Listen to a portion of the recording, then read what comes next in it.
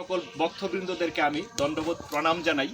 আজকে আমি যেখানে দাঁড়িয়ে আছি সেটা হচ্ছে ভারতের মেঘালয়ের পাশে আমাদের তাহিরপুর উপজেলা বটদল ইউনিয়নে ব্রাহ্মণ গ্রাম, অর্থাৎ এটা হচ্ছে শ্রী অদ্বৈত ধামের একদম পাশে।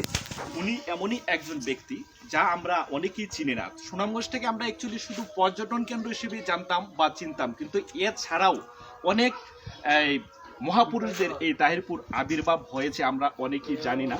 তো এই মাধবেন্দ্রপুরী উনি হচ্ছেন শ্রী চৈতন্য মহাপ্রভুর গুরু ঈশ্বরপুরী। ঈশ্বরপুরীর গুরু হচ্ছেন শ্রী মাধবেন্দ্রপুরী। ওনার একটা সবচেয়ে উল্লেখযোগ্য যে বিষয়টা হচ্ছে, ওনাকে কিন্তু স্বয়ং গোপীনাথ ভগবান ওনাকে ক্ষীর খাওয়াইছিলেন।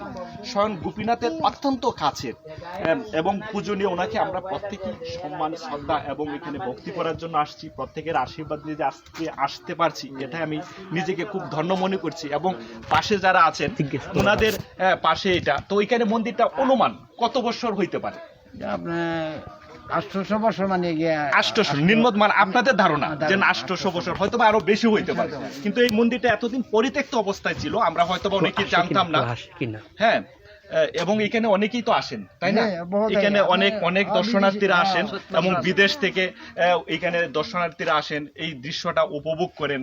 সবচেয়ে বড় বিষয় হচ্ছে যে এত বড় একজন মহান ব্যক্তি ওই জায়গাতে ভজন করতেন, যার কারণে এটা হচ্ছে ভজন কুটির। এটা অনেক পুরনো। এখানে কোনো রড নেই, শুধু পুরনো ইট দিয়ে ওটা তৈরি করা হয়েছে। এটা বিশেষ ভাবে এটা তখনকার সময় এত, এই যে এখানে অনেক ফাটল আছে, অনেক আছে, তারপরে এই যে গাছের জড়, এইগুলা শিকড় বাকড় আছে। তবে সবচেয়ে ভালো লাগছে যে এই মন্দিরের আশেপাশে যারা আছেন খুব সুন্দর, তারাও খুব ভালোভাবে আচরণ করছেন এবং মন্দিরটাকে ওনারা যারাই আসেন তাদেরকে অত্যন্ত সম্মানের সহিত। আচ্ছা, নামটা কি জানি? আমার নাম নিজামুদ্দিন। নিজামুদ্দিন, খুব সুন্দর। আর আপনার নামটা? সাইফুল ইসলাম। তো ওনারা আছেন পাশেই এবং মন্দিরটাতে যারাই আসেন তাদেরকে তারা সম্মান শ্রদ্ধা করেন, খুব ভালো। এবং আপনাদের প্রতি আমরা খুব সন্তুষ্ট হয়েছি আজকে যে এখানে আসতে পেরেছি, ধন্য মনে করছি। আপনারা প্রত্যেকে আসবেন, মন্দিরটা একটু উপভোগ করে যাবেন। সকলের কাছে আমি ক্ষমার প্রার্থী, আমার ভুল ত্রুটি আপনারা ক্ষমার সুন্দর দৃষ্টিতে দেখবেন। হরে কৃষ্ণ।